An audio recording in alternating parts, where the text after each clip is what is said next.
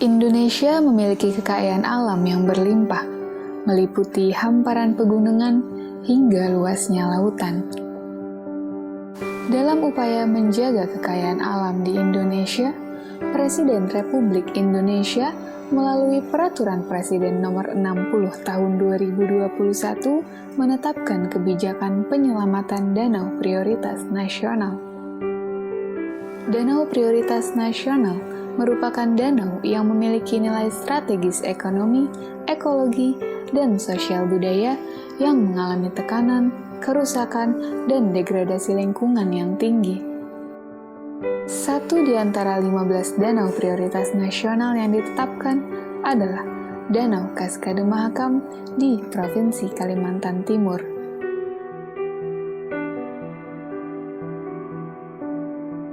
Secara administrasi, Danau Kaskade Mahakam membentang melintasi dua kabupaten, Kabupaten Kutai Kartanegara dan Kabupaten Kutai Barat. Danau Kaskade Mahakam merupakan kesatuan kawasan dari 20 danau yang meliputi 3 danau besar, yaitu Danau Semayang, Danau Melintang, dan Danau Jempang. Tidak hanya berfungsi sebagai sumber daya air, Danau Kaskade Mahakam memiliki beragam nilai strategis bagi Kalimantan Timur.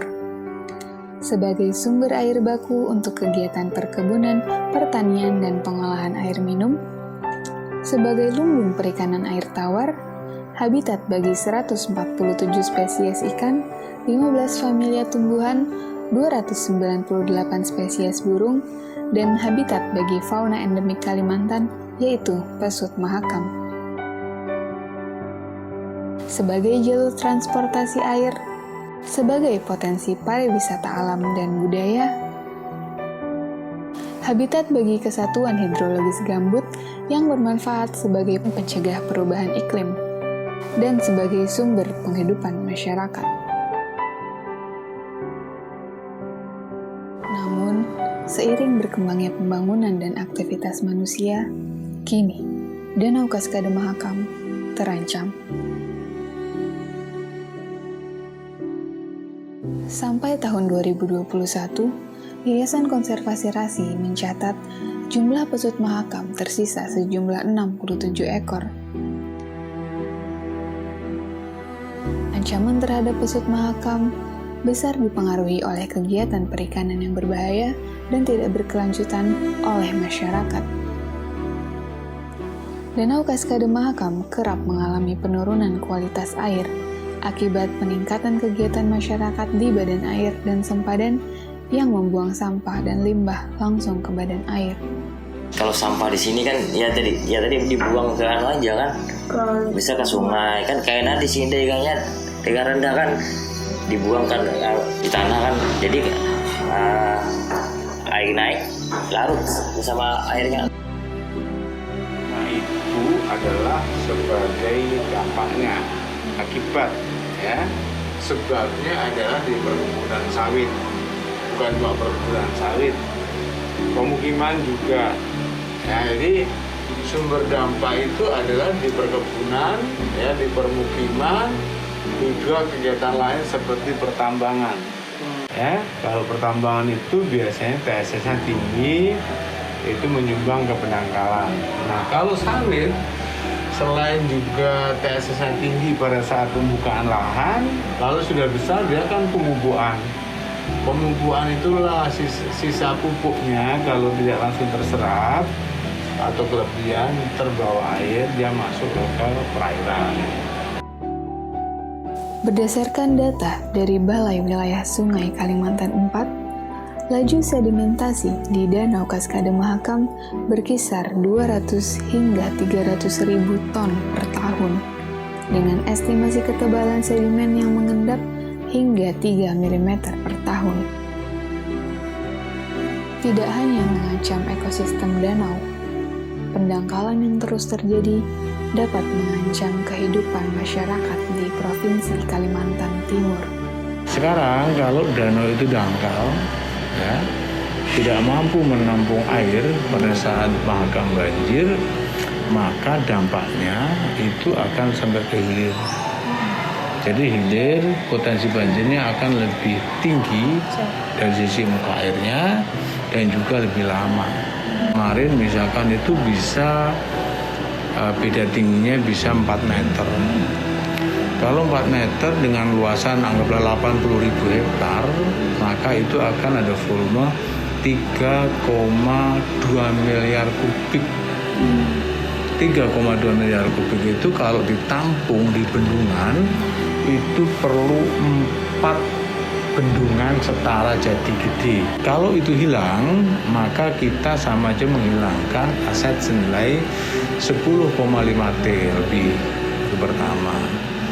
Nah, dampaknya apa? Kalau misalkan sampai danau itu nggak berfungsi, kamu hilang, itu kalau air dimasukkan ke Mahakam selama 1 hari, ya itu bisa menaikkan air sekitar 32 meter. Jadi kalau misalkan Samarinda itu Mahakam airnya dinaikin 30 meter, artinya kantor gubernur pun hilang.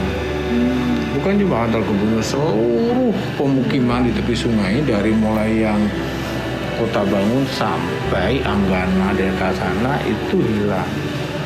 Kalau dimasukkan air itu pelan-pelan selama 10 hari, ketinggiannya masih 3,2 meter. Yang pasti kalau 3,2 lantai pertama masih tenggelam.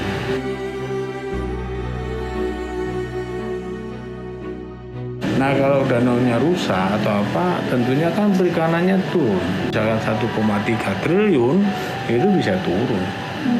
Ya, itu dari sisi perikanan. Ke hati misalkan danau rusak, kita nggak akan lihat lagi bekantan. Kita tidak akan lagi lihat lutung abu-abu. Kita tidak akan lagi lihat pesut. Padahal itu adalah kekayaan yang mungkin satu saat anak cucu kita akan bertanya. Terus dari sisi misalkan tentang pemukiman, jelas ya banyak orang akan miskin. Ya, kalau misalkan nangkap ikannya sudah berkurang, ikannya berkurang, dari 80 anggaplah kita ngadepin 10.000 aja yang miskin, itu udah persoalan.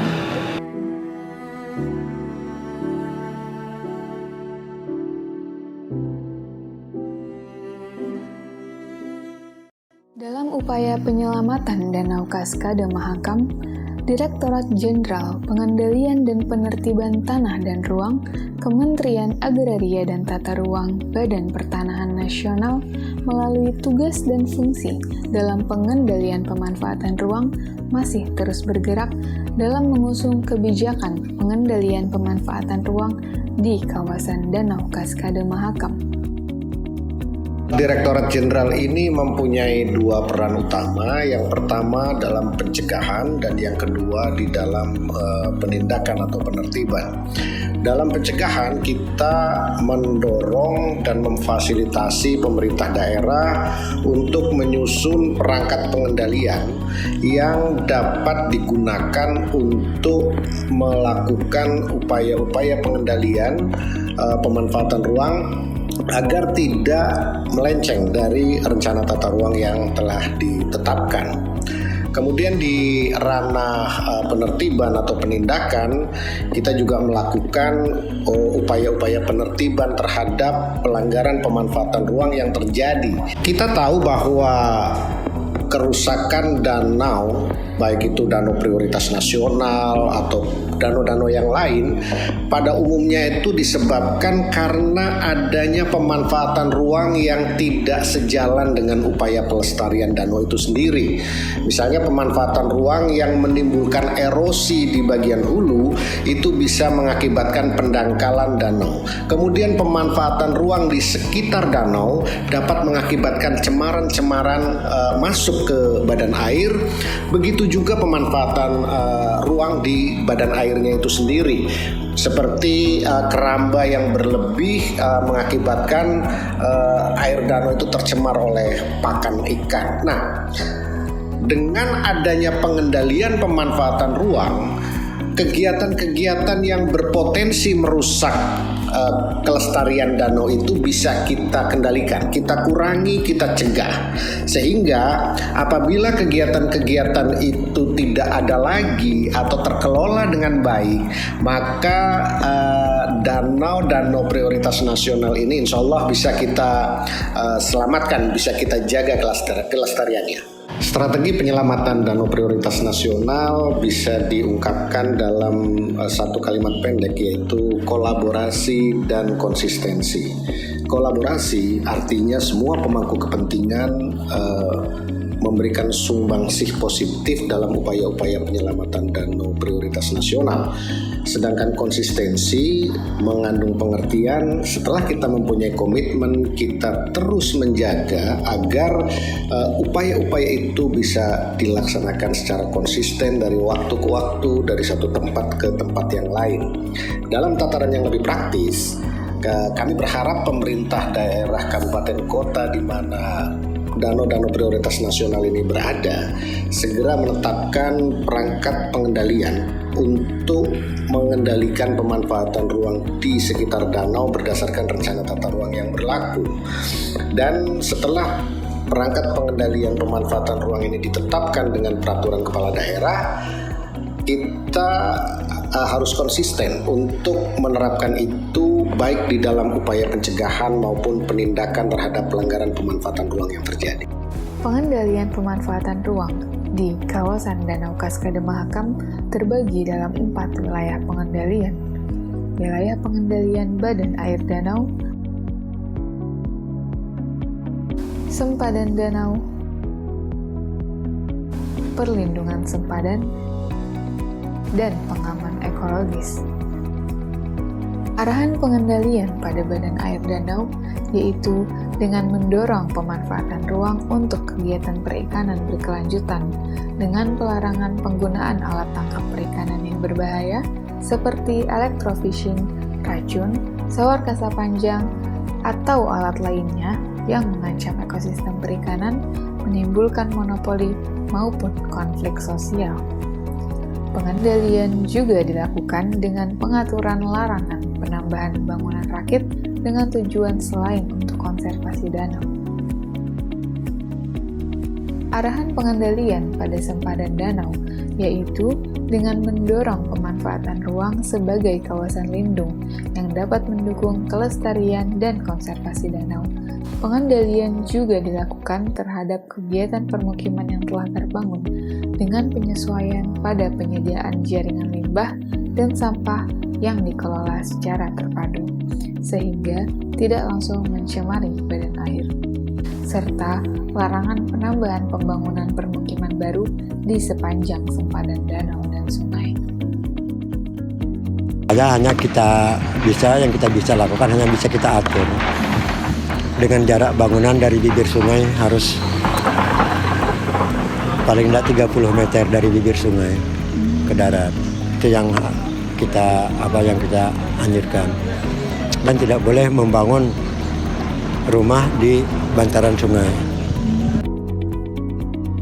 Arahan pengendalian pada perlindungan sempadan yaitu dengan membatasi alih fungsi lahan dari kegiatan budidaya dengan pembatasan jenis kegiatan dan intensitas pembangunan guna meningkatkan fungsi ekologis kawasan. Pemanfaatan ruang di perlindungan sempadan danau didorong untuk dipertahankan fungsi alaminya. Arahan pengendalian pada pengaman ekologis yaitu dengan mengatur alih fungsi lahan untuk kegiatan perkebunan monokultur seperti perkebunan sawit dan kegiatan pertambangan, dengan memastikan limbah dan residu kegiatan pemanfaatan ruang tidak mencemari danau, serta mendorong rehabilitasi das pada lahan kritis untuk meningkatkan fungsi lahan sehingga dapat mendukung optimalisasi fungsi danau. Pengaturan pengendalian pemanfaatan ruang dilakukan pada zona kendali dan zona yang didorong yang ada di wilayah pengendalian. Zona kendali adalah zona dengan konsentrasi pemanfaatan ruang dan dominasi pemanfaatan ruang yang tinggi dan berpotensi melampaui daya dukung dan daya tampung lingkungan hidup.